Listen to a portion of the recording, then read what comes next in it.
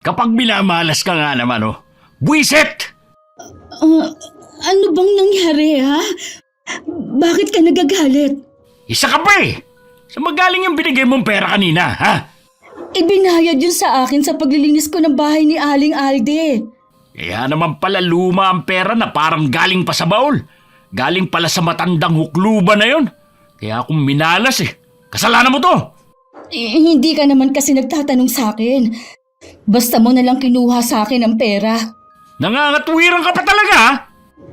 Lahat ba ng pera na patalo mo sa sugal? Sa tingin mo kaya iinit ang ulo ko ng ganito kung may natira? Wala na kasi tayong pambiling bigas eh. Maliit na problema lang naman yan eh. Ako pa ba gagawa ng paraan? Umutang ka muna sa tindahan. Ayaw na kasi magpautang ni Aling Lolet dahil mahaba na raw ang listahan natin. Huwag mo lalong painitin ang ulo ko, Perla. Dahil malilintikan ka talaga sa akin. Kasi naman, may pera na tayo. Pinatalo mo pa sa sugal. Hindi ka ba talaga titigil, ha? Gusto mo tama ka sa akin? Oo na, titigil na ako. Makalayas na nga. Lalo lang masisira ang gabi ko dito. Saan ka na naman ba pupunta? Wala kang pakialam! Makailang beses ko pang tinawag ang asawa kong si Ricky pero hindi na niya ako nilingon. Tuloy-tuloy lang siya sa pag-alis. Siguradong uumagahin na naman siya ng uwi. Binalikan ko na lang ang ginagawa kong pagtutupi ng mga damit namin. Ilang minuto pa lang ang nakakalipas narinig kong bumukas ang pinto. Dahil nakatalikod ako sa gawing yun, inakala kong bumalik ang asawa ko. Mabuti naman bumalik ka. Faye? Ikaw pa lang dumating. Mano po, Nay? Ang itay? Kaaalis lang niya eh. Hindi mo ba nakasalubong sa labasan? Hindi po, Nay eh.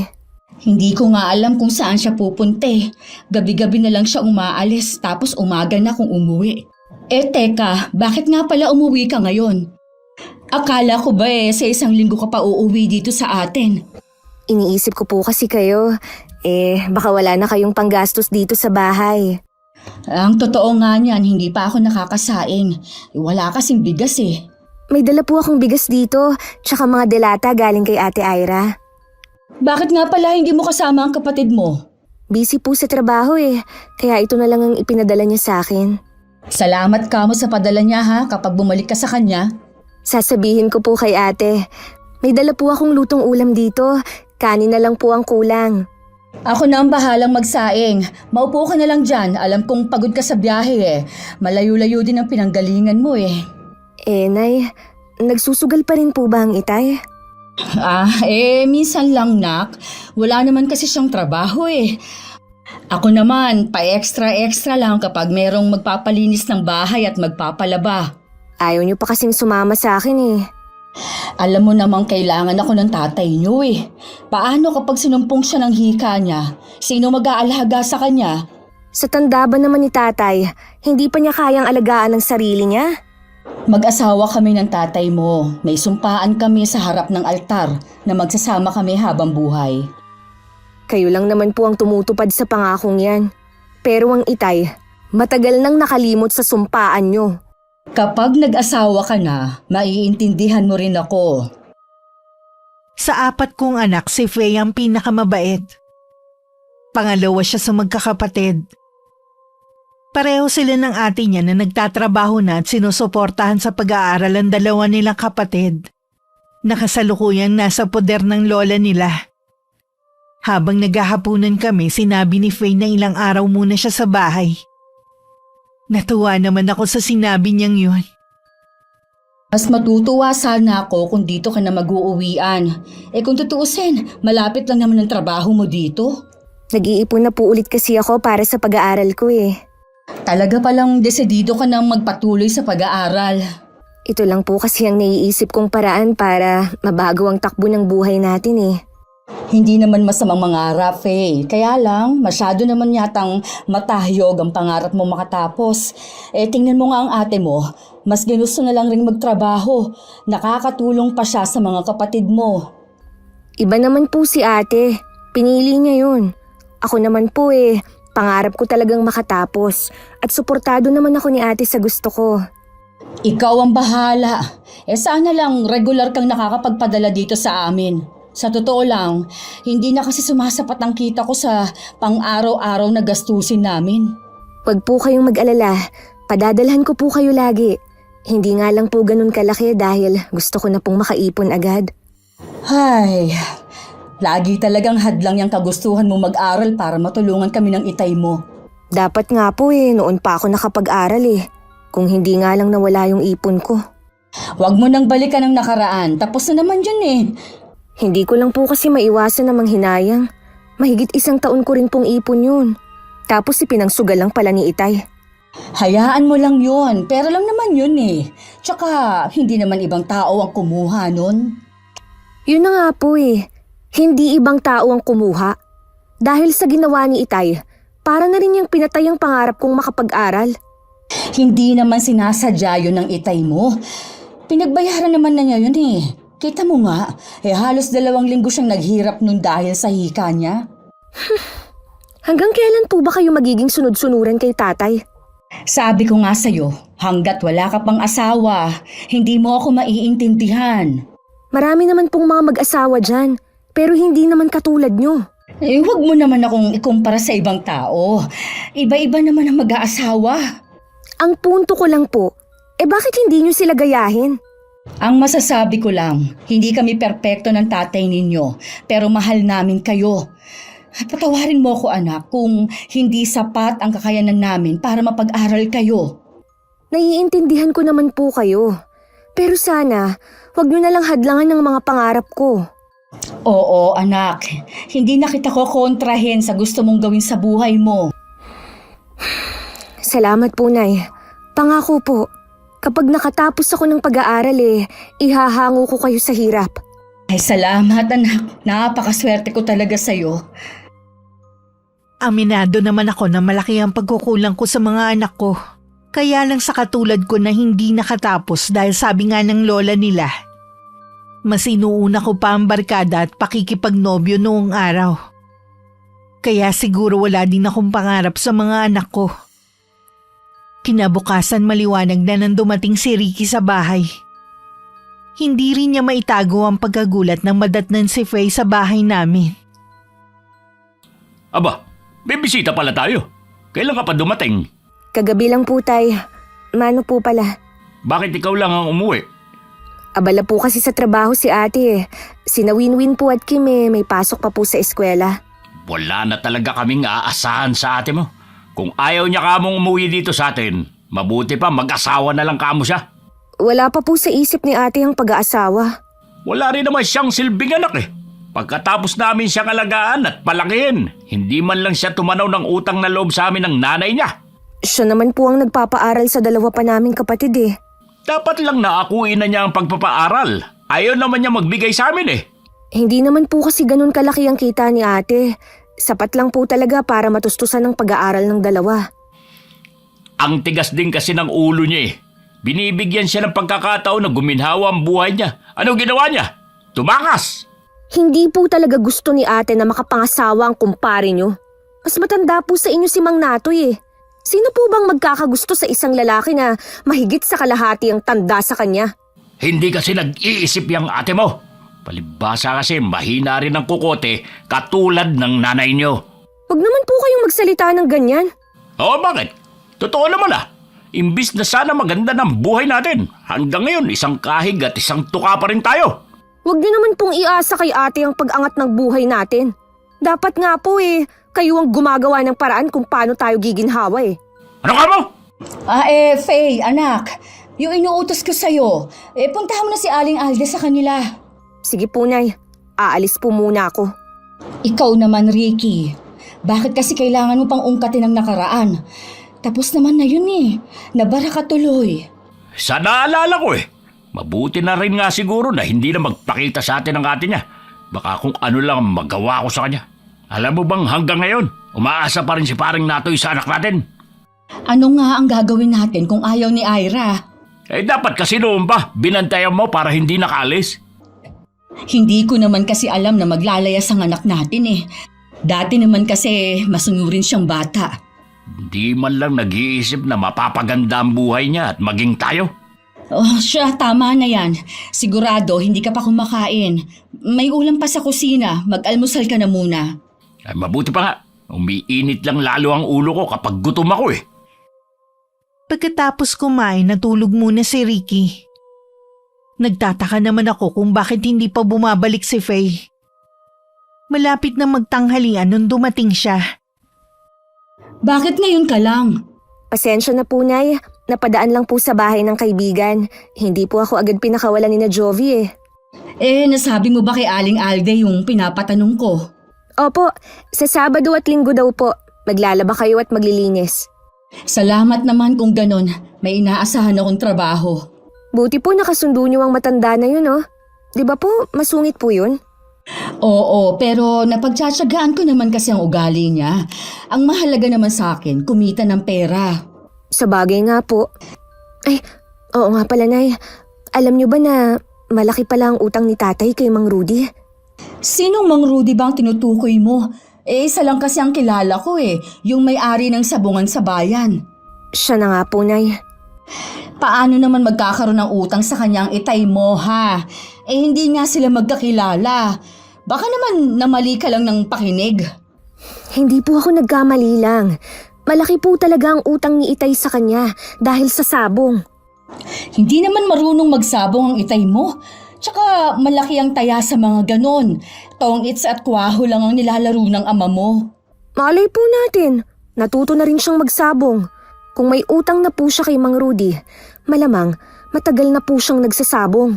Baka nga po lulong na rin siya eh. Kakausapin ko ang itay mo mamaya kapag nagising siya. Sana nga, hindi totoo yan. Sana nga po, dahil hindi po maganda ang naririnig ko tungkol kay Mang Rudy. Tungkol sa mga may utang sa kanya. Ano ba ang sinasabi nila sa taong yun? Bigla na lang daw nawawala ang mga taong may utang sa kanya. Sabi pa po nila, malaking grupo daw ang kinabibilangan ng grupo ni Mang Rudy. Diyos ko, huwag naman sanang mangyari yun sa tatay mo. Noon pa kasi, sinasabi na namin ni Ate Ira, walang maidudulot na magandang pagsusugal ni Itay. Sinasabihan ko naman ng itay ninyo. Kaya lang hindi naman nakikinig. Nagagalit pa nga sa akin Lagi pa akong pagbabantaan na sasaktan. Kapag nagkataon na malaking problema ang kakaharapin ni Itay.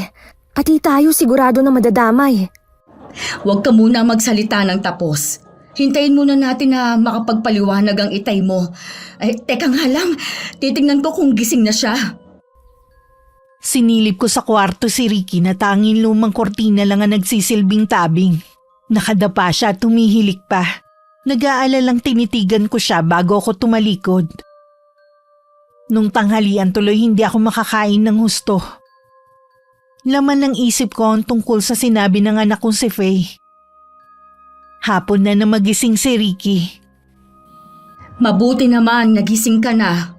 Umalis na ba ang anak mo? Hindi pa. Kinukumbinsi ko nga na dito na lang sa atin umuwi Matigas din ang ulo ng batang yun parang ate niya. Ay, ano nga palang ulam natin? Pritong isda at munggo.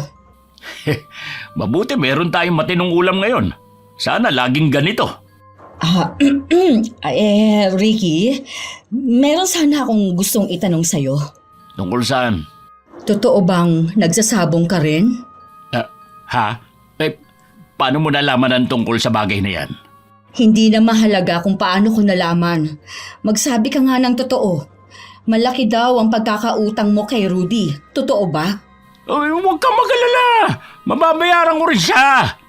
Sa dami ng tao, sa kanya ka pa talaga nagkautang. Hindi mo ba alam na hindi magandang reputasyon ng Rudy na yon? May kinalaman daw siya sa mga nawawalang tao na may utang sa kanya. Huwag kang maniwala sa mga naririnig mo. Wala namang katotohanan yun Baka ibang grupo lang ang may gawa ng sinasabi mo. Hindi mo pa rin maiaalis sa akin na mag-alala. Bakit naman kasi pati sabong pinasok mo na rin? Sinasamahan ko lang naman si paring Orly. Libangan lang naman May utang ka nga sa Rudy na yon. Paano kung may masama siyang gawin sa'yo, ha? Hati naman kami ni paring Orly sa utang namin. Maliit lang na halaga yun. Nakakapag-alala pa rin. Pwede ba? tigilan mo na yung pagsasabong mo at kahit anong sugal pa. Sino ka naman para pagbawalan ako? Ha?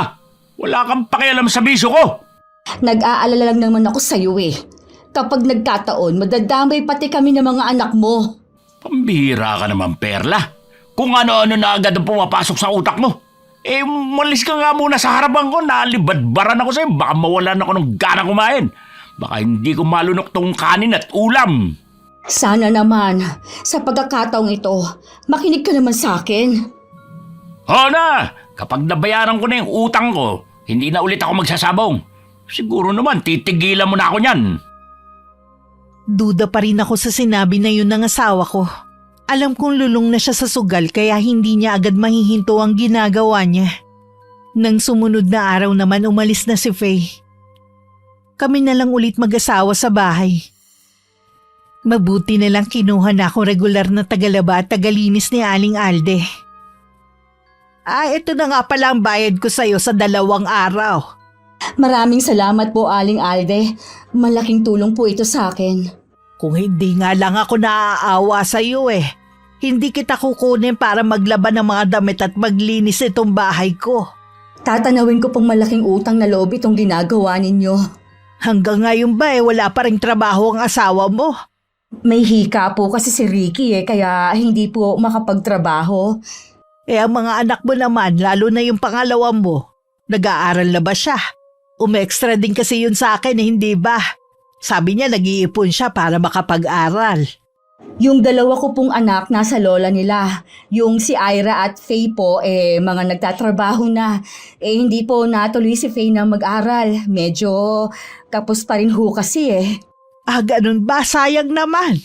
Mukhang matalino pa naman ang batang yun. May balak pa naman po siya. Sa ngayon nag-iipon muna siya at tumutulong din sa mga kapatid na nag-aaral. Maswerte kayo dahil mababait ang mga anak ninyo. Wala kasi akong nababalitaan na hindi maganda sa kanila Oo nga po. Mababait talaga ang mga anak ko. Sige po, aalis na po ako ha. Babalik na lang po ako sa susunod na linggo. Habang naglalakad ako pa uwi, napapaisip ako sa mga binitiwang salita ni Aling Alde. Pakiramdam ko meron siyang pakahulugan sa mga sinabi niya. Hindi siguro lingid sa kanya kung anong meron sa pamilya namin. Ipinagkibit balikat ko na lang yun. Mas kailangan kong kumita kaysa isipin ng opinyon sa amin ng mga tao. Pagdating sa bahay, naroon na si Ricky. Mabuti naman, dumating ka na. Kanina pa kita hinihintay Bakit mo naman ako hinihintay? Kailangan ko kasi ng pera. Naniningil na kasi yung kakilala ni paring Orly Akala ko ba hindi ka na magsusugal? Baka mabawi ko pa ang natalo ko. Lagi mo na lang yung sinasabi, pero hindi ka naman makabawi. Lalo ka pang nalulubog sa utang. Kaya ako lalong minamalas Kontra ka ng kontra. Ang mabuti pa, ibigay mo na lang sa akin ang kinita mo ngayon. Hindi pwede. Ibabayad ko to sa tindahan para makapagbawas-bawas naman. Ibabalik ko din sa'yo kapag nanalo ko. Lagi mo na lang bukang bibigyan, pero hindi mo naman binabalik. Huwag mo nga painitin ang ulo ko, Perla. Ibigay mo na sa akin at hinihintay na ako ni paring Orly. Hindi ko ibibigay sa'yo to. Ako ang nagpapakahirap sa pagtatrabaho, tapos ipang susugal mo lang. Ganon Hayop ka talaga! Ganyan ka na ba talaga kasugapa sa pagsusugal, ha? Oo, kaya sa ayaw at sa gusto mo, ibibigay mo sa akin ang kinita mo. Ibalik mo yan sa akin! Mahuwa ka naman sa akin! Hindi! Akin na to! Magtrabaho ka na lang ulit! Hindi ako papayag na kunin mo! Akin na sabi yan! Hindi ka ba talaga titigil, ha? Itong sa'yo! Sama mo! Ricky! Ibalik mo sa akin ang pera ko! Bahala ka dyan! Hinihintay na ako ng mga kasama ko! Ricky! Bumalik ka dito! Napalupasay na lang ako sa sahig sa harap ng pintuan. Wala na akong pakialam kung narinig ng mga kapitbahay namin ng pag-aaway naming mag-asawa. Sanay naman ako na lagi kami pinag-uusapan. Abot tenga naman ang ngiti ni Ricky habang nagmamadali papuntang sabungan. Mabuti na lang talaga may pera si Perla. Babawi ako ngayon. Nakakapagtaka lang. Tuwing pumapasok sa kay Tandang Alde, lagi na lang amoy baol. O di kaya naman, amoy luma itong pera niya. Kasing amoy na rin niya ang pera niya. Di bale, pera pa rin to. Pangpusta din to sa laban. Dahil hindi naman kalakihan ng dalang pera, ipinusta lahat yun ni Ricky sa isang laban. Taimtim pa siyang nagdasal sa isip. Pero parang nagdilim ang paningin niya nang makitang mabilis na natalo ang manok kung saan siya tumaya. Nalinti ka na. Buisit! Ang malas talaga. Buti pa si paring Orly. Ngising aso na naman. Sigurado na panalo siya. Bigong umuwi si Ricky ng bahay. Hindi pa naman ako tulog nun kaya alam kong dumating siya. Hindi kasi ko dalawin ng antok dahil sa mga nangyari ng araw na yon. Idagdag pa na pinagsalitaan ako ni Aling Lolet ng masasakit. Dahil matagal nang hindi nababayaran ng utang namin sa tindahan niya.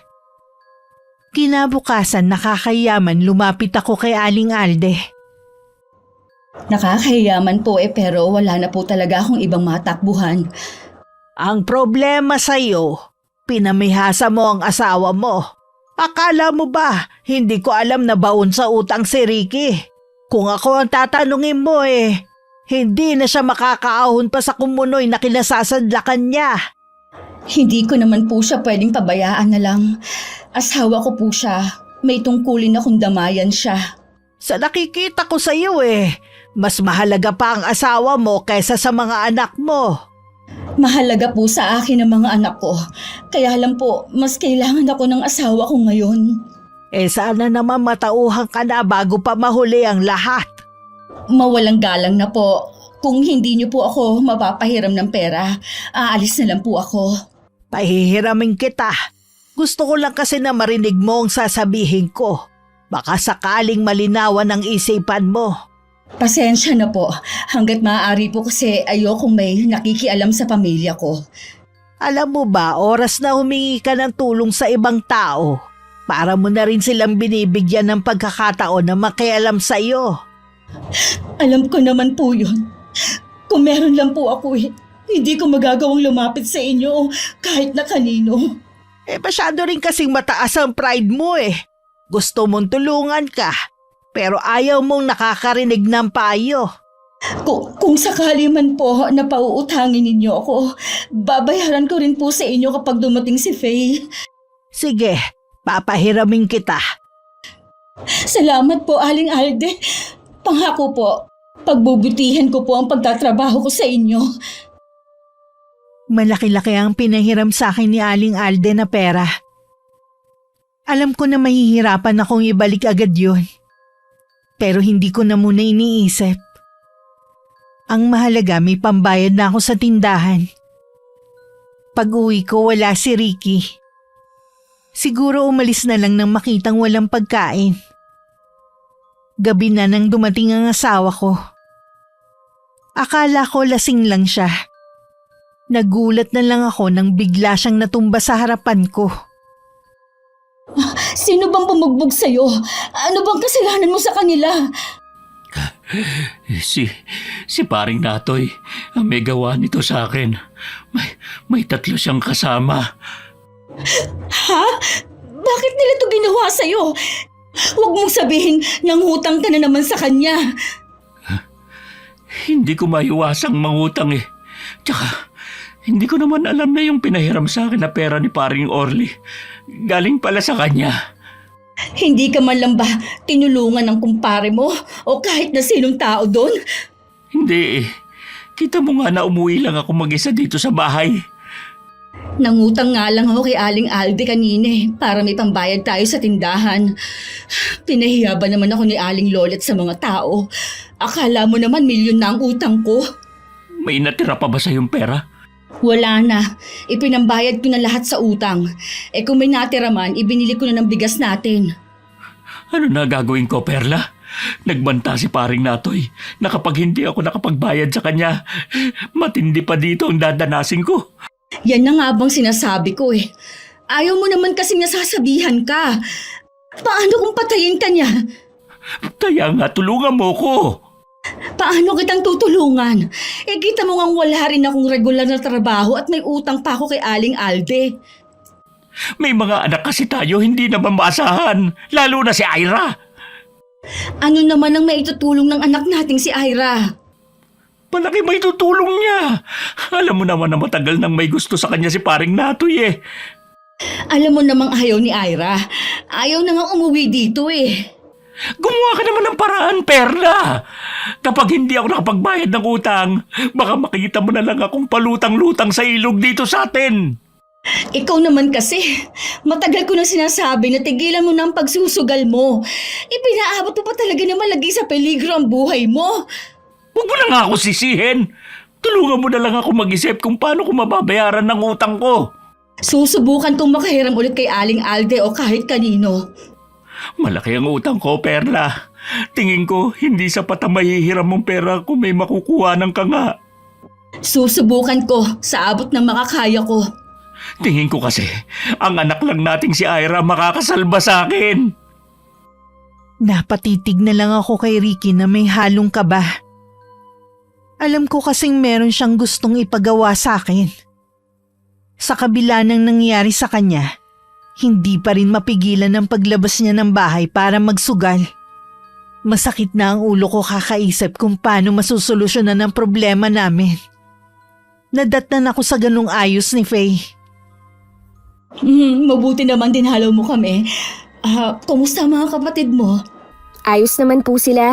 Si ate po stay in sa bago niyang pinapasukan.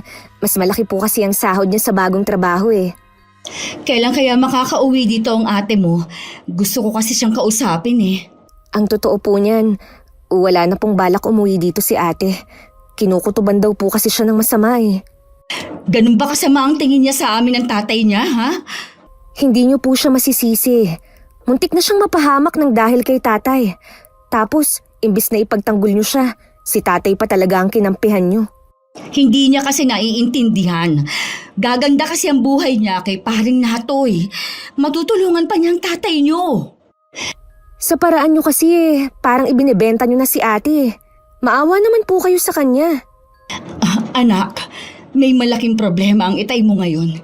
Kapag hindi niya nabayaran ang utang niya, baka kung anong gawin sa kanya. Nung isang gabi nga umuwi siyang bugbog sarado. Hindi naman po kasi siya marunong madala Bakit pati kami kailangang madamay sa ginagawa ni tatay? Wala namang magtutulungan kundi tayo Kausapin mo naman ang ate mo. Hindi ko po gagawin yun. Para ko na rin ipinahamak si ate. Kung ganon, tulungan mo na lang akong mag-isip kung paano magkakapera. Kailangan na po ba talaga ni tatay? Yung pera pong nasa bahay yung iniipon ko para nga sa pag-aaral ko Hindi ko alam kung sasapat po yun. Kahit magkano pa yon, makakatulong na rin yun sa tatay mo. Sige po, bukas po kukunin ko sa bahay. Salamat anak ha. Maaasahan ka talaga. Sana naman po magbago na ang itay. Lagi ko namang ipinagdarasal ang itay mo na magbago na pero hindi ata ako pinakikinggan. Huwag po kayong magsasawang manalangin. Maririnig din po niya ang mga dasal niyo. Nang gabing yun, hindi umuwi si Ricky. Kanina pa ako kinakabahan na baka may masamang nangyari sa kanya. Pareho kaming nasa sala ni Faye nang dumating ang 3 lalaki. Hindi ko sila kilala pero hinahanap nila ang asawa ko. Lahat ng sulok ng bahay hinalughog nila habang takot na takot kami mag-ina. Binantaan pa kami bago sila umalis. Ay salamat naman at hindi nila tayo sinaktan. Si tatay lang naman ang kailangan nila Nasaan na ba kasi ang tatay mo? Bakit hindi pa siya umuwi? Mabuti na rin po na hindi muna umuwi si tatay. Paano kung nadatnan siya ng mga taong yun? Kilala niyo po ba sila? Hindi ko sila kilala, ni hindi ko nga sila namumukaan kung taga rito ba ang mga yon. Ipablotter kaya natin sa barangay ang nangyari ngayong gabi. Baka hindi tayo pansinin. Marami na kasing record ang itay mo dahil sa hindi pagbabayad ng mga utang. kesa naman po habang buhay tayong matakot. Ang solusyon lang na naiisip ko ay ang makabayad ang itay mo. Ang problema nga po, masyadong malaki ang utang ng itay. Hindi natin yun mababayaran agad. Hindi ko na nga alam ang gagawin ko eh.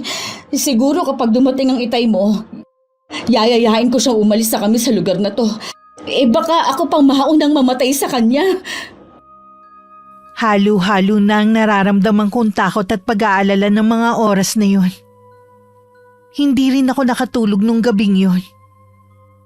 Bawat kaluskos na naririnig ko, napapaigtad ako.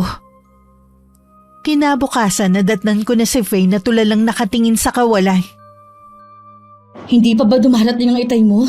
Hindi pa po eh. Madilim pa lang po eh, bumangon na ako. Nagbabakas sakaling dumating siya ng maaga ngayon. Ay, ang mabuti pa umalis ka na. Ako na lang ang maghihintay sa tatay mo.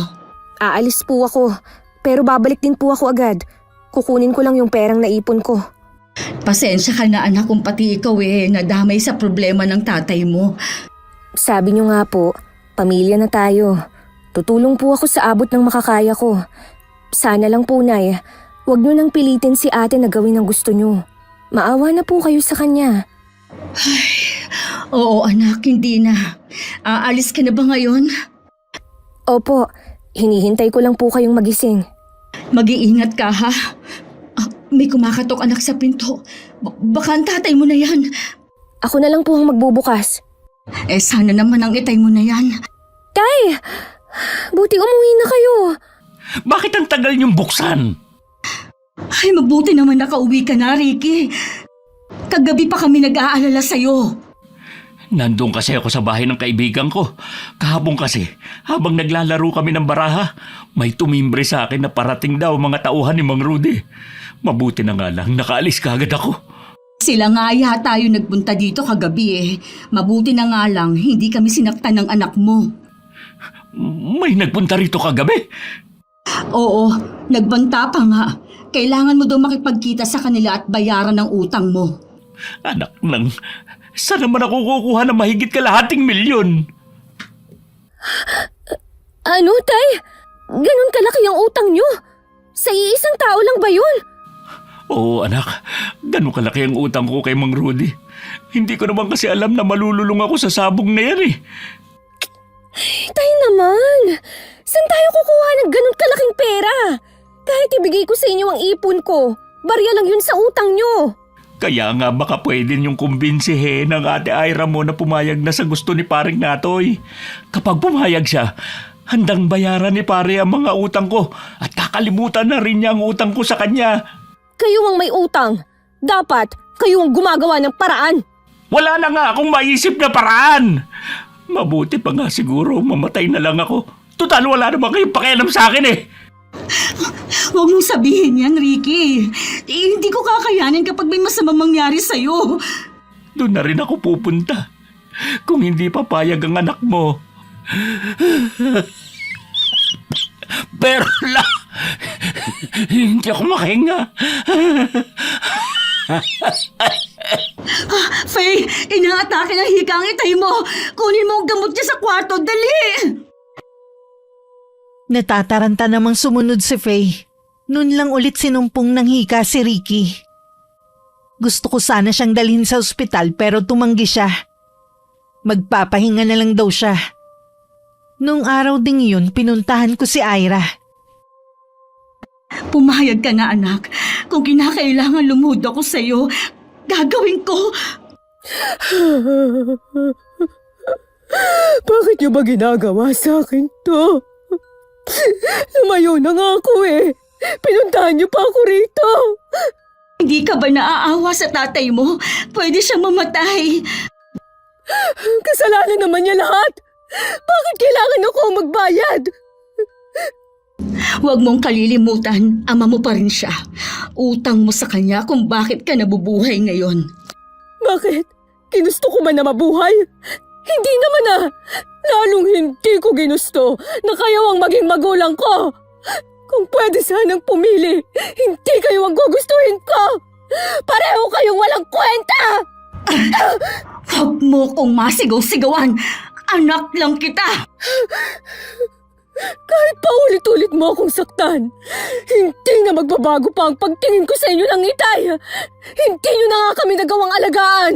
Gusto nyo pa akong ipambayad sa utang? Akala mo naman, hindi ka makikinabang. Mayaman si paring Natoy. Kaya niyang ibigay sa'yo marangyang buhay.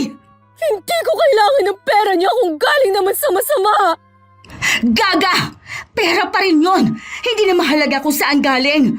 Ang mahalaga, maisasalba nun ang buhay ng itay mo. Makakapag-aral na rin si Faye at ang dalawa mong kapatid. Mag-isip ka nga, Ira! Kayo po ang mag-isip, Nay. Isipin niyo rin kami. Wag lang puro si tatay. Kung siya lang pala ang mahalaga sa inyo, sana po hindi niyo na lang kami inuluwal sa mundong ito. Mahalaga rin kayo sa akin, kaya nga gusto ko mabuo ang pamilya natin. Mangyayari lang yon kapag nakabayad ng itay nyo. Lalayo na tayo at magbabagong buhay. Hindi na ako bata para maniwala sa inyo. Kahit kailan din, hindi na magbabago ang itay. Lulong na siya sa sugal mula pa noon. Kamatayan na lang siguro ang makakapagbago sa kanya. Hindi ako papayag. Kung kinakailangan kaladkarin kita, gagawin ko. Ililigtas mo ang tatay mo sa ayaw at sa gusto mo. Kinausap ko rin ng lola nila na nanay ni Ricky. Kinumbinsi niya ang anak kong si Ira. Dahil may sakit din ng matanda at alam kong mahal ni Ira ang kanyang lola, pumayag na rin ang anak ko. Tandang-tanda ko pa ang araw na sumama siya kay paring Natoy. Umiiyak at puno ng galit ang tingin niya sa amin ng kanyang ama. Nang araw ding yun nabayaran ng lahat ng utang ng tatay niya. Bakit ikaw ang nandito? Nasaan ang nanay mo? Ako po muna ang pinapunta ni inay dito para maglinis ng bahay nyo. Kung ayos lang po sa inyo, kahapon po kasi natapilok po ang inay. Hanggang ngayon po masakit pa rin ang paa niya. Ganun ba? Ayos lang naman sa akin eh. Kilala naman kita mula noon pa. Alam kong mabait kang bata. Salamat po. Sabihin nyo na lang po kung ano po ang mga dapat kong gawin. Medyo maselan ako pagdating sa kalinisan ng bahay. Di bali na mabagal ang kilos basta maayos at malinis. Gagawin ko po lahat ng makakaya ko para po makapasa ang paraan ng paglilinis ko. Nasa kusina ang ginagamit ng nanay mo na panlinis. Kunin mo na lang doon. May isa lang akong kondisyon. Ano po yun? Hindi mo maaaring pasukin ang kwarto malapit sa silong ng bahay na to. Maliwanag ba? Opo, maliwanag po. May pupuntahan lang ako sandali ha. Babalik din ako agad. Yung billing ko, huwag mong kalilimutan. Dahil likas na masunurin si Faye, lahat ng bilin ng matanda ay sinunod niya. Habang naglilinis, laman ng isip niya ang kapatid. Tuwing nakakausap niya kasi ito, lagi na lang umiiyak. Parang nadudurog ang puso niya. Kung pwede ko lang itakas si ate, ginawa ko na. Hindi naman nagbago ang itay Nasayang lang ang pagsasakripisyo ng kapatid ko. Lulong pa rin siya sa sugal. Sa lalim ng iniisip ni Faye na wala na sa isip na bawal nga pala siyang pumasok sa silid na yun. Nasa loob na siya na mapagtanto ang maling nagawa. Anong klaseng silid to? Bakit ang daming kandilang itim? May ganito palang kulay ng kandila? Ano ba to? Altar? Ano bang relihiyon ni Aling Alte? Ay, nandiyan na yata si Aling Alte. Bawal nga pala ako rito.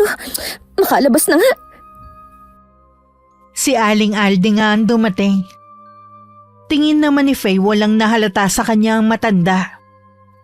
Hanggang makauwi siya sa bahay, iniisip pa rin niya ang nakita sa ipinagbabawal na silid.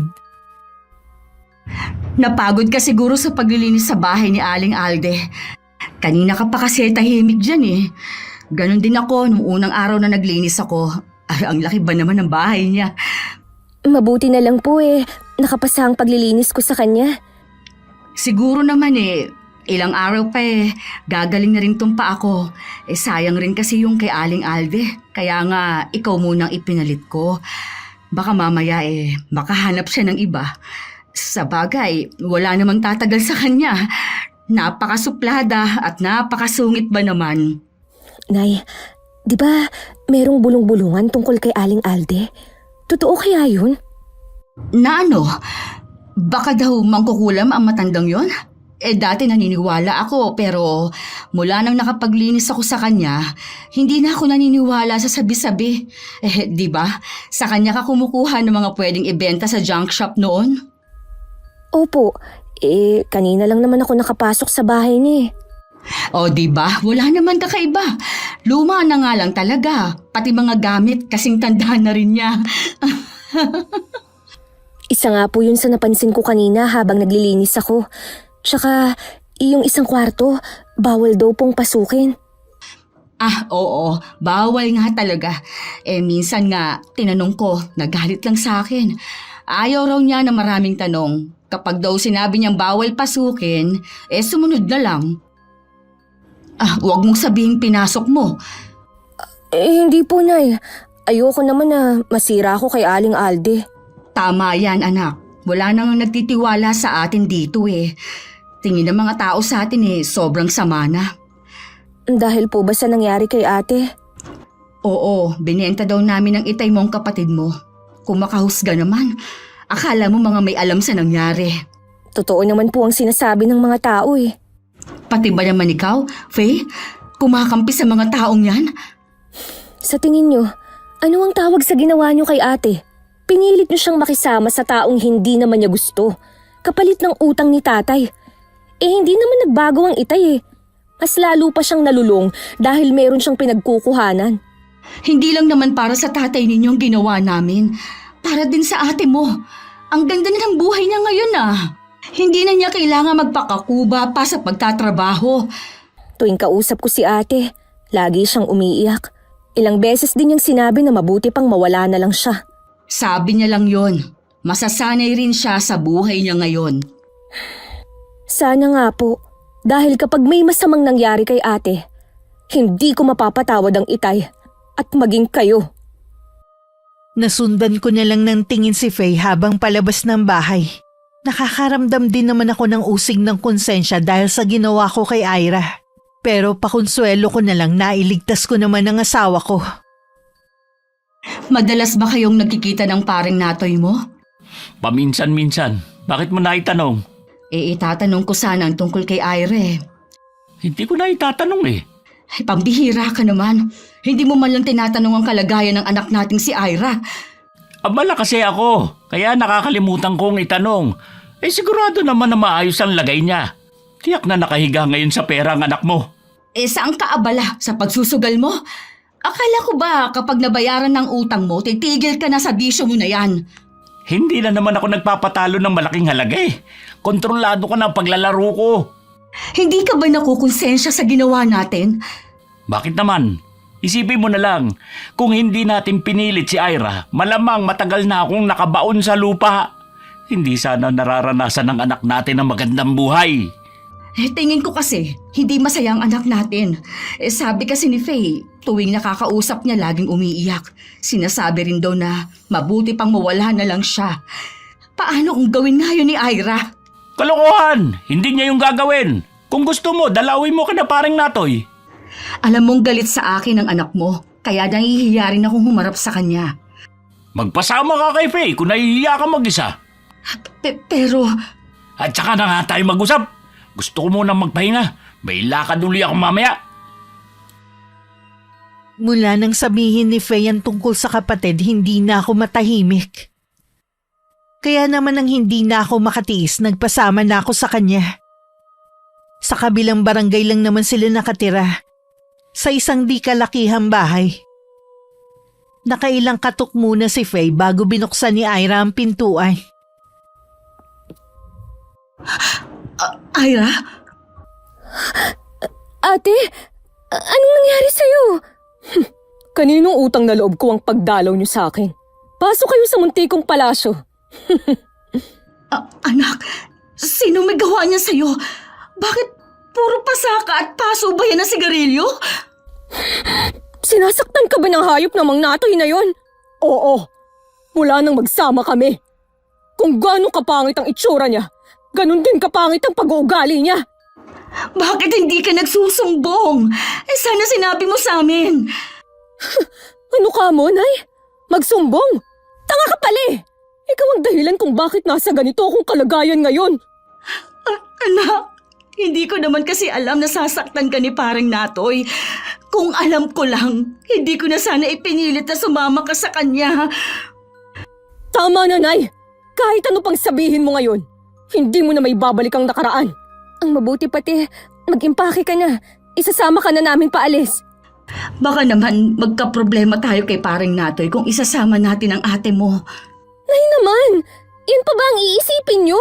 Nakita nyo naman po ang ginawa ng lalaking yun kay ate. Sa ayaw at sa gusto nyo, aalisin ko si ate rito. Hindi naman sa ayaw kong alisin dito ang kapatid mo, pero mas mabuti pa rin na kausapin natin muna si Paring Natoy. Paano kung hindi siya pumayag? Alalahanin nyo, malaki ang utang ni Itay sa kanya. Si ate nga ang ginawa niyong pambayad eh. Hindi ako sasama sa inyo ng Inay Faye. Ha? Bakit naman ate? Hindi ako papayagan ni Natoy. Sigurado na malaking gulo kapag umalis ako rito. Ayokong pati kayo madamay. Kilala ko na siya kung paano magalit. Pero ate, hindi kita pwedeng pabayaan dito. Sa ayaw at sa gusto mo, isasama na kita. Makinig ka sa akin, Faye. Mahirap kalabanin si Natoy. Kayong mga kapatid ko lang ang inaalala ko. Mas gugustuhin ko pang magtiis kaysa makita kayong masaktan. Ate, ihingi tayo ng tulong para makawala ka sa hayop na yun. Pwede nating gamiting ebidensyang ang mga pasa at sugat mo sa katawan. Makakalaya din ako balang araw. Humahanap lang ako ng tamang tiyempo. Ayoko lang kasi na pati kayo madamay. Bakit hindi pa ngayon? Baka mamaya, pagbalik niya dito, saktan ka na naman niya. Kaya ko pang magtiis ng konti. Siya nga pala, yung baul sa bahay ni Lola, sa ilalim ng higaan. Para sa'yo yun. Hindi na nga rin pala ako nakakadalaw sa dalawa nating kapatid. Ikaw na munang bahala sa kanila, ha? Huwag mo silang pababayaan. Oo, ate. Ako na ang bahala sa kanila. Kailan ka aalis dito? May kailangan lang akong gawin. Tapos aalis na rin ako. Hintayin niyo na lang ako. Hindi na ba talaga magbabago ang isip mo? Nag-aalala kasi ako na maiwan ka rito eh. Hindi na. Huwag mong kalilimutan ang bilin ko sa'yo. Sige na, umalis na kayo. Baka biglang dumating si Natoy. Ayokong abutan niya kayo rito. Ira, anak, patawadin mo sana ako. Alam kong malaki ang nagawa kong kasalanan. Sige nanay, umuwi na po kayo. Tsaka na lang po tayo mag-usap. Para kong ipinako sa kinatatayuan ko ng mga sandaling yun. Parang gusto ko rin sugurin ng yakap ang anak ko. Naramdaman ko na hinawakan ako ni Faye sa braso at inakay ng paalis. Hinatid pa kami ni Ira sa may pinto. Palingon-lingon pa ako nun hanggang makasakay kami ng tricycle. Nang makauwi sa bahay, dun ko'y binuhos ang mga luha ko. Bakit kayo nagawa sa ate mo? Napakasama kong ina. Bakit ngayon ko lang napagtanto lahat? Hindi naman po huli ang lahat para makabawi kayo kay ate. Oo anak, babawi ako sa ate mo, sa inyong mga anak ko. Sa laki ng pagkukulang ko sa inyo, kulang pang natitira kong buhay. Si tatay ang punot dulo ng lahat ng ito eh. Sinira niya ang buhay ni ate. Kailangan ko kausapin ang tatay mo. Saan na naman kaya siya nagsusugal? Kapag dumating po si ate, magpapakalayo-layo na kami. Hindi na kami babalik sa lugar na to. Sumama na po kayo sa amin. Oo anak, sasama na ako sa inyo. Sa pagkakataong ito, kayo naman ang pipiliin ko. Bahala na ang tatay ninyo sa buhay niya. Hindi na ako papayag na kayo ang magbayad sa mga utang niya. Salamat po, Nay. Natauhan na rin kayo. Hindi po kayo magsisisi na kami ang pinili nyo. Kasalukuyan pa kami nag-uusap ng anak ko nang dumating si Ricky. Nagtataka naman na pinaglipat-lipat niya ang tingin sa amin. Pinisil ko pa ang braso ni Faye. Bilang pahiwatig na kailangan niya maging mahinahon. Anong drama to? Galing kami kay Ira kanina. Hindi magandang lagay niya. Alam mo bang nananakit pala yung kumpare mo? Kasalanan din naman ni Ira eh. Ibig sabihin, alam niyo ang nangyayari kay ate? Nakita niyo sana ang itsura niya kanina. Puro pasa at paso ng sigarilyo. Tapos sasabihin niyo kasalanan pa ni ate. Buong akala ko mapapabuti ang kalagayan ng anak natin sa piling ng kumpare mo. Ikaw lang pala ang mapapabuti. Kung alam ko lang na magiging miserable ang buhay ni Ira, sana pinabayaan na lang sana kita na patayin ang mga taong naghahanap sa'yo. Oy, Perla, kilala kita. Hindi mo ako matitiis na basta na lang mamatay. Mas mahal mo pa nga ako sa sarili mong buhay eh. Mas gugustuhin mo pa nga na malayo sa mga anak natin kaysa sa akin. Nagising na ako sa katotohanan. Masahol ka pa pala sa hayop. Pinagsisisihan ko ang ginawa kong pagpapabaya sa mga anak ko. Matagal na akong nabulag sa'yo. Pagkakataon ko naman na bumawi sa kanila. Kung ano man yang binabalak nyo mag-ina, huwag nyo nang ituloy. Hindi nyo alam kung paano magalit si paring Natoy. Pabayaan nyo na lang si Ira. Masasanay din siya sa buhay na meron siya ngayon.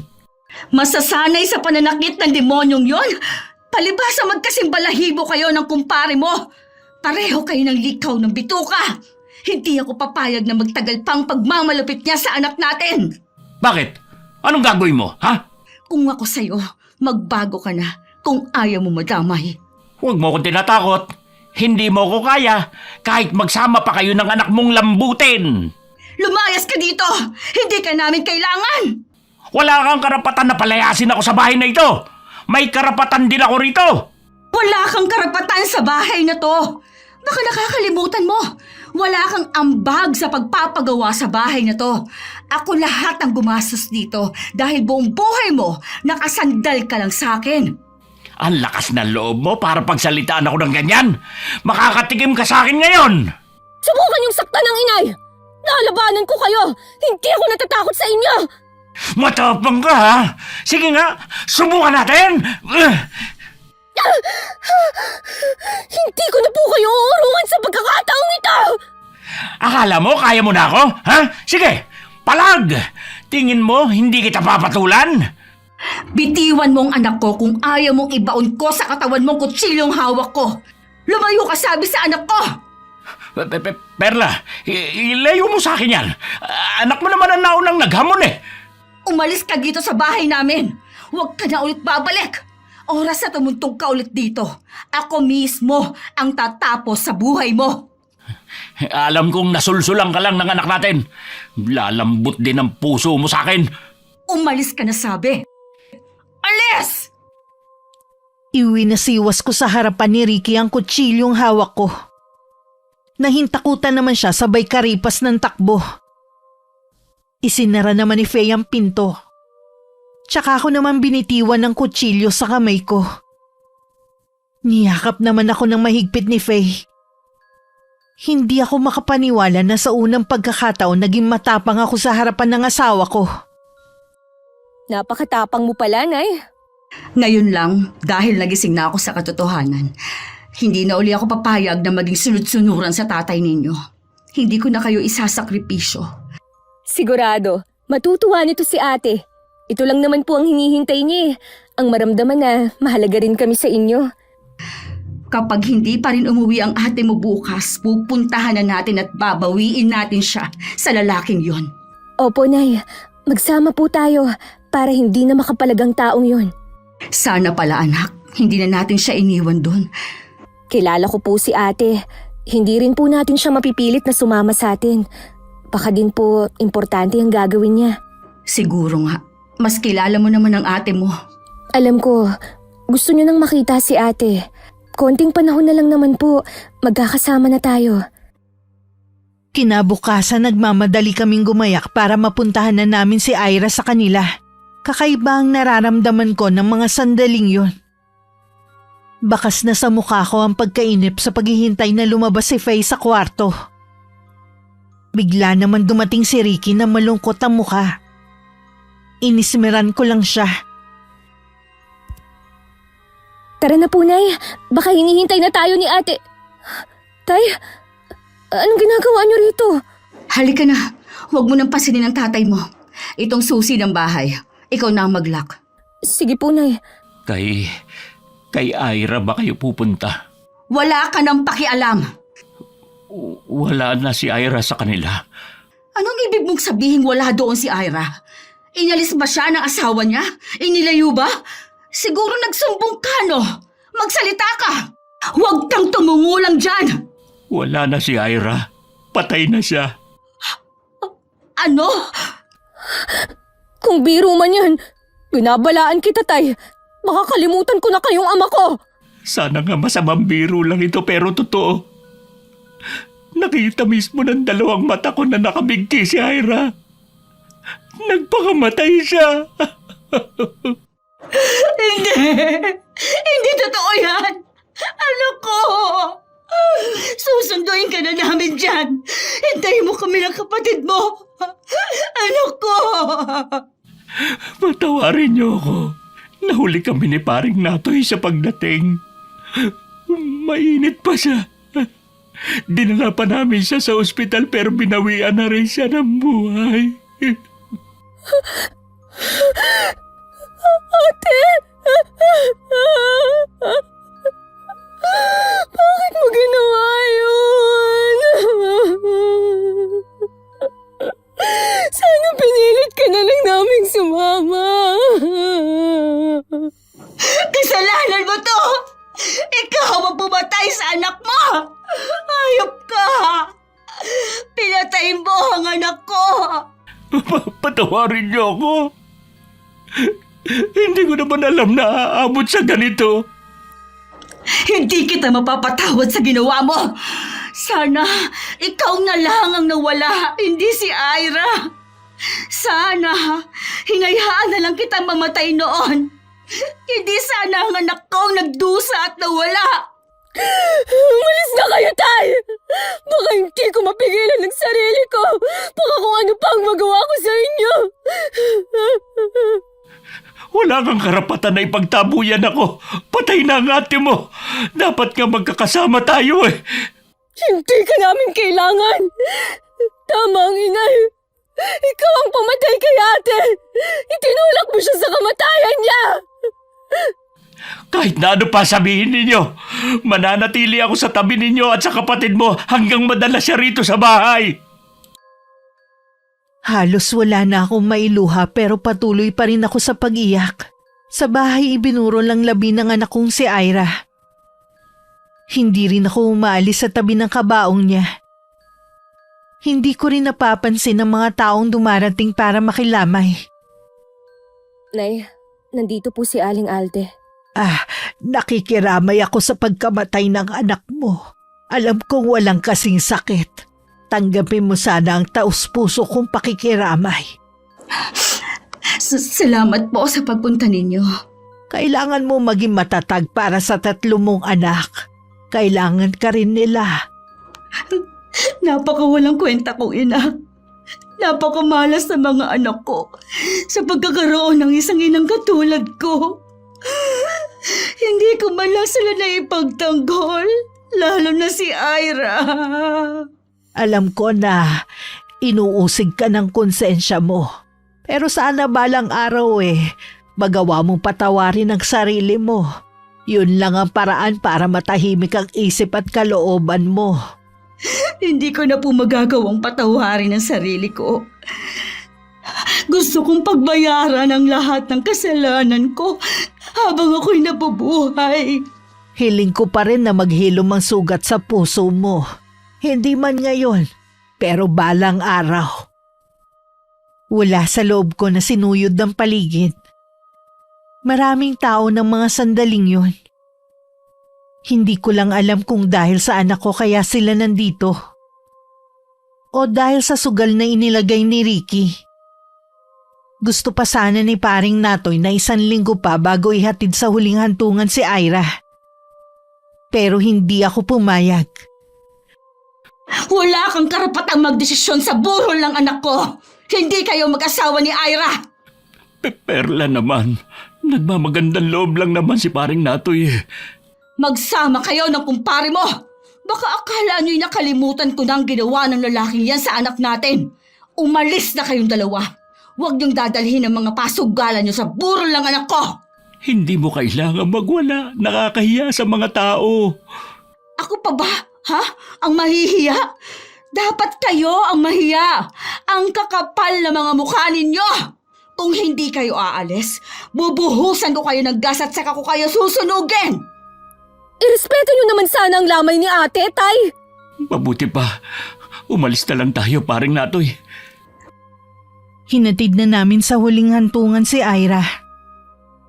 Ayoko na rin patagalin pa dahil parang paulit-ulit na dinudurog ang puso ko.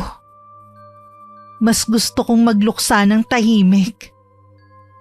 Hindi ganun karami ang nakilibing. Pero sapat na para magpasalamat ako sa mga totoong taong nakidalamhati sa amin. May plano po ba kayo, Nay? Gusto kong sa sunod na pasukan dumito na ulit ang dalawa mong kapatid. Dito na ulit sila mag-aaral. Sigurado na matutuwa po sila. Matagal na nila kayong gustong makasama. Pero, paano po ang itay? Wala na akong pakialam sa kanya. Kayo na lang na mga anak ko ang mahalaga sa akin.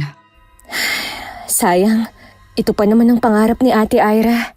Ang mabuo ang pamilya natin. Ira, anak ko. Patawarin mo sana ang inay. Alam ko ang laki ng pagkukulang ko sa'yo. Mahal na mahal kita, anak. Malaki man po ang tampo sa inyo ni ate. Alam ko na mahal niya kayo. Sana narinig ko ang mga katagang yan nung nabubuhay pa siya. Ang sarap siguro sa pakiramdam. Nay, hindi po ako makakapayag na hindi makaganti kay na tatay at mang Natoy. Anak, ipaubaya mo na lang sa Panginoon ang lahat. Alam niya ang mga taong may kinalaman sa pagkamatay sa kapatid mo. Kung sakaling ang kasama ako sa parurusahan, ay maluwag ko yung tatanggapin. Hindi na po ako makakapaghintay na maparusahan sila. Kung may masama kang binabalak, nakikiusap ako sa'yo. Huwag mo nang ituloy. Ayoko mapahamak ka. Patawarin niyo ako, Nay. Buo na po ang pasya ko. Pero, Faye, masama ang gumanti. Alam ko po, pero hindi ako matatahimik kung may magagawa rin naman ako para maiganti ang ate. Ayokong makulong ka. Dapat sila ang nasa kulungan. Hindi po ako makukulong. Hindi rin po nila malalaman ang binabala kong paghihiganti. Ano ba ang pinaplano mo? Mabuti pa po na hindi niyo muna malaman. Hindi na nga ako nag-usisa pa. Isang araw nagpaalam si Faye na pupunta lang sa bahay ni Aling Alde. Hindi naman ako nag-isip ng kung ano. Kahit kasi masungit ang matandang babae, napatunayan ko rin na busilak ang puso niya. Malamang nakita mo ang loob ng silid kung saan kita pinagbawalan na pumasok. Hindi ko naman po sinasadya na makita ang loob. Wala rin po akong pinagsabihan. O sige, pero hindi biro ang hinihingi mo sa akin, ha? Handa po ako na habang buhay magsilbi sa inyo. Basta po ibigay niyo lang po ang kahilingan ko.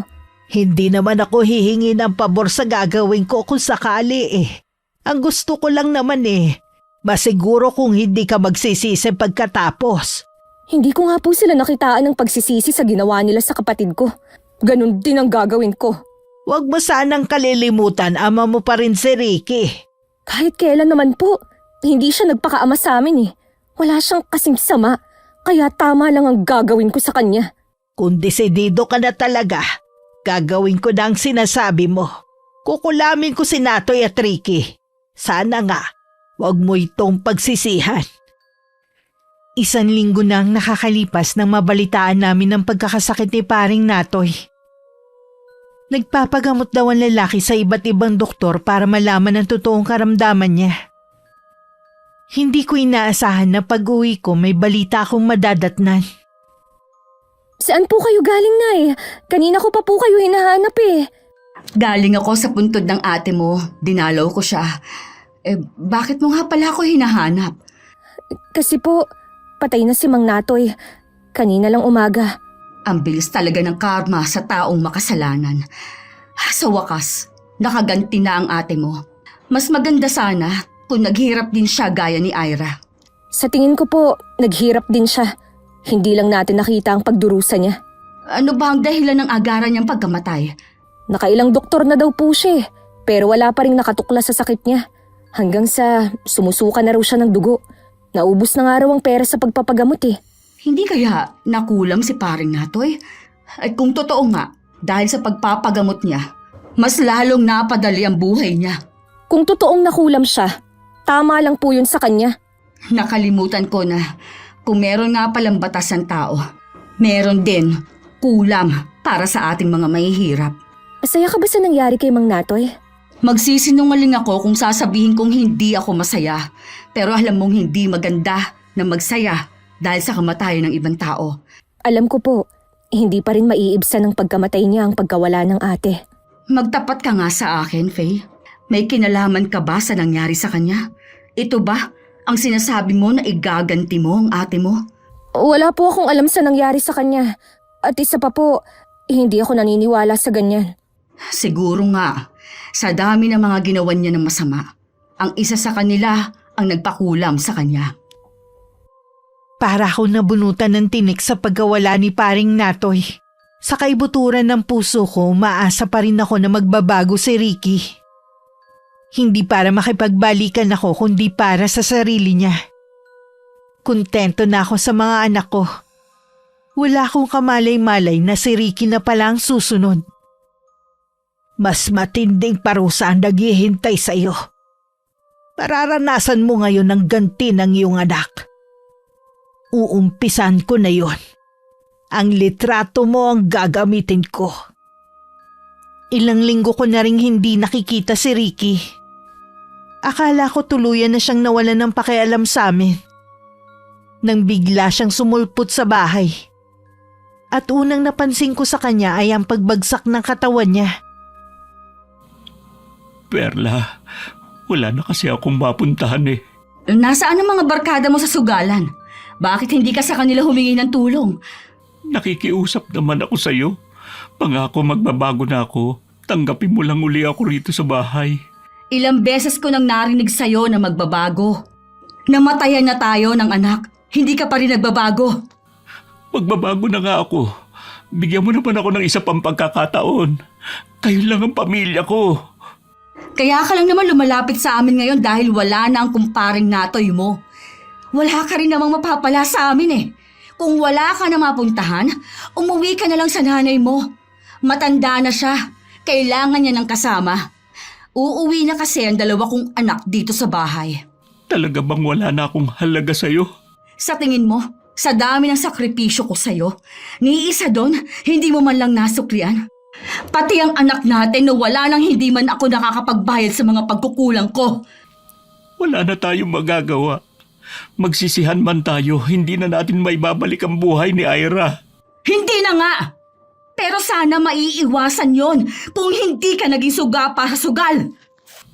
Kaya nga magbabago na ako eh. Gusto kong mabuo ulit ang pamilya natin.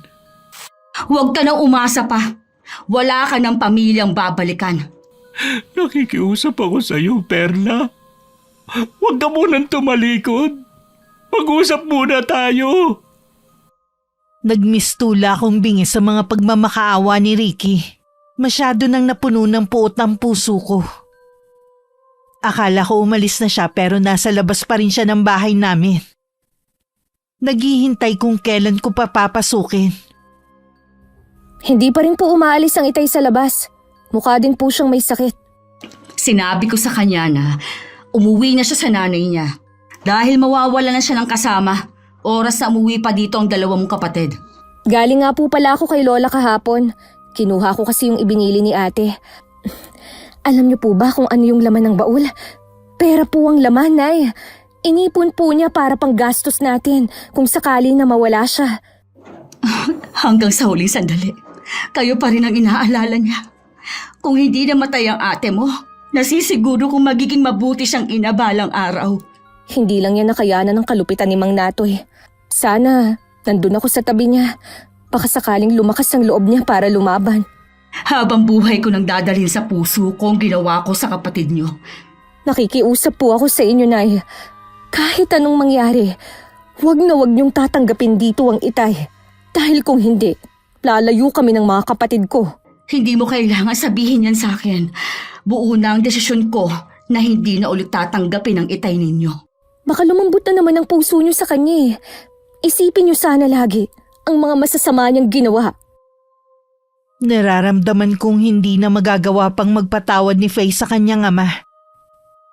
Paglabas ko ulit ng bahay, wala na si Ricky. Marahil umuwi na siya sa nanay niya. Wala naman kasi siyang ibang mapupuntahan. Matapos ang 1 linggo, tinawagan ako ng nanay niya para papuntahin sa kanila. Umiiyak siya kaya naawa naman ako. Pagdating sa kanila, nakita ko ang kalunos-lunos na kalagayan ni Ricky. Anong nangyari sa'yo? Malubha ba ang sakit mo? Wala akong sakit. Gaya ni paring Natoy, kinulam din ako. Matindi ang galit ng gumawa nito sa akin. Sabi ng manggagamot, huli na daw para mapagaling ako. Sana daw nung nag-uumpisa pa lang lumabas ang sintomas, lumapit na ako sa albularyo. Nalaman ba ng albularyo kung sino may gawa sa'yo nito? Hindi ko na inalam pa. Sabi ko, huwag na lang din niyang sabihin, ayokong masaktan kapag nalaman ko kung sinong nasa likod na nangyari sa akin. Kahit anong galit ko sa'yo, hindi ko naiisip man lang na gawin yun sa'yo. Alam kong hindi mo yun magagawa sa akin. Hindi rin ako galit sa taong gumawa nito. Tanggap ko na ilang oras na lang ay tatagal ko.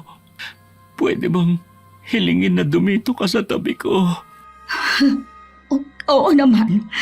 Hindi mo kailangang hilingin pa. Gagawin ko talaga yan. Salamat. Patawarin mo ako sa mga naging pagkukulang ko sa iyo at sa mga anak natin. Sayang, wala na akong oras para bumawi sa kanila. Sapat ng pinagsisisihan mo ang mga kasalanan na ginawa mo sa amin. Lagi kong nakikita ang imahe ni Ira. Alam ko na siyang susundo sa akin. Hinintay lang talaga kitang dumating para magpaalam. Nang araw na yun namatay si Ricky. Kinailangan nilibing agad ang kanyang labi dahil sa masangsang na amoy na lumalabas sa katawan niya. Tanging si Faye lang ang wala nung araw ng libing. Hindi man niya aminin, alam kong siya ang nagpakulam sa sarili niyang ama. Nadala lang ako ng matinding galit ko kay tatay at kay Mang Natoy. Tama lang naman po ang nangyari sa kanila, diba? Mali pa rin ang ginawa mo. Kayo nga, paulit-ulit na nagkakamali. Pero pinapatawad ko pa rin kayo. Bakit ako? Minsan lang po gumawa ng masama. Hindi niyo magawang palampasin. Anak, natatakot lang ako na baka karmahin ka sa ginawa mo. Ayoko may masamang mangyari sa'yo. Hindi ko nakakayanin kung pati ikaw mawawala sa akin. Huwag po kayong mag-alala. Hindi ko na po yun gagawin ulit. Iwasan mo na rin si Aling Alde. Hindi ko gusto ang ginawa niya. Dapat hindi kanya pinagbigyan sa hiling mo. Hindi dapat niya sinamantala ang galit mo sa iyong ama. Wala na po si Aling Alde sa bahay niya. Wala pong nakakaalam kung saan siya nagpunta. Mabuti na rin sigurong mawala na siya sa lugar natin. Ngayong napatunayan kong tama ang hinala sa kanya ng mga tao. Natatakot na ako sa kanya. Naniniwala po ako na kahit po mangkukulam si Aling Alde, mabuti siyang tao. Kahit minsan po, wala naman tayong nabalitaan na kinulam niya o sinaktan niyang taga rito, maliban kay Naitay at Mang Natoy. Kung tatanungin niyo po ako, gugustuhin ko pa rin po siyang makita. Marahil tama si Faye. Mabuting tao si Aling Alde. Wala naman kasi siyang ipinakitang masama sa akin noon. Lumipas ang maraming taon. Hindi na muling nagpakita sa lugar namin na matandang babae. Nakatapos na rin si Faye sa pag-aaral. At siya na ang sumusuporta sa mga kapatid niya. Ako naman patuloy sa pagsisisi. Dahil sa mga nagawa kong kasalanan noon. Wakas. Okay, shoutout po tayo. Shoutout kay Gina Lynn Tel-E. Shoutout sa Lovino family and Luna family. Hi sa mga anak ni Mark Balingit, kay Boss Kenji at Marisha. Hello kay Sweet Corn. Hi kay Marian Leonisa. Hi kay Karima from Saudi Arabia. Hi sa mga anak ni Jessie Rada na sina Ryan, Jerome, Lawrence, Feb Deliosa at sa mga apo mo. Maraming salamat sa laging pakikinig. Shoutout sa Buates family from Calbayog, Malilipot, Albay. Hi kay Amanda Joyce Page. Hello kay Najea, Genevieve, Bernadette, Marjorie and Aljon ng Mangray Commissary from Tapia, General Trias, Cavite. Hello sa mga taga-HB Apparel ng Makamot, kay Russell, Madam Marie, Alicia, Claire, Rosie and Reyna. Shoutout sa lahat ng mga mananahi dyan sa Attic Clothing. Salamat po sa pakikinig nyo. Shoutout sa Mami family from Barangay Sawang, Romblon, Romblon. Shoutout sa Nagaño family and Orebia family. Shoutout sa Azenar Goodies. Hello kay Princess Zaira Cacha from Calamba. Hello kay Milagro Sampanya from Singapore. Shoutout sa Roma Santa family and Palyera family. Hello kay May Panganiban from Dubai. Shoutout kay Nena, Rose Ann Salve, Joy at kay Kimberly Caballero at sa buong Baller Sportswear ng Almanza 2 Las Piñas City. Hello kay Tinay, Jacob, Joffer, Epe, Persing, Loren at Danica from Pasay City. Hi kay Corazon Villanueva from Bago City. Hello kay Kenneth and Clent Lael from Lenny na nasa Brunei. Shoutout din sa mga kasama mo dyan sa trabaho. Hello po sa inyo. Hi kay Jeneline Jacobe from Rizal. Hello kay Elizabeth Dunca from Pampanga. Hi kay Ami Viray. Hi kay Angelina Ignacio. Shoutout sa Mutia family from Misamis Oriental. Hi kay Benny Ocampo and Ocampo family from Tagaytay. Shoutout sa Rivera family and Solis family at sa mag-asawang sina Ann and Ronnie Solis from Nueva Ecija. Hi kay Marie Chris Ramos na laging nakikinig. Hello sa mga anak at asawa ni Charmaine Basmayoruelo na sina B-Boy, Zidrick and Jeric Bandola. Hello kay Benji Bustalino, ingat sa biyahe from Beth ng Taguig. Hi kay Limay, ingat ka palagi. Shoutout sa AJJ Garment ng Dapdap Tarlac at hello kay na Joanne, Melanie, Alex at kay Nanay Evie. Hello kay Leones TV 44 from Baras Rizal. Hello sa Legaspi family and Borton family from Caloocan City. Hello kay Cecilia Ico at sa Ico family ng Sitio Pandan, Anupul, Bamban, Tarlac. Palakas po kayo ma'am, salamat sa pakikinig. Hi kay Sofia. Shoutout sa Dakyado family, Kaday family, Andoy family, Hardin family, Gomez family and Seriales family. Salamat po sa pakikinig niyong lahat. Hi kay Lerin Alama from Pampanga. Shoutout sa lahat ng katrabaho ni Ramilen Abraham sa Toys R Us sa Tugigaraw. Shoutout kay na Amorada Donald Gok Leofer Borbon from Saudi Arabia. Hello kay Elizabeth Maramot from Manghinaw Proper, Bawan, Batangas. Hi kay Basanta Mila from Pangdan. Hello kay Joe Contreras from San Rafael, Bulacan. Shoutout sa Vivar family from Real, Calamba. Hi kay Kiyumi from Sagay City, Negros Occidental na nasa Oman ngayon. Hi kay Mama Mercedes Gabato at kay Mary Ann Gabato. Hi kay Myra Madrelejos from Legazpi. Shoutout kay Zeldon Siga Vlogs. Hi kay Jensky Ereher. Hello kay Inang Ausa at sa mga anak mo na sina Mira, Ella, Janville at sa asawa mong si Rosmel from Lipa, Batangas. And shoutout sa Deloro family and Gonzaga family. Maraming salamat po sa pagsuporta nyo at pakikinig. Hanggang sa susunod, ingat, God bless.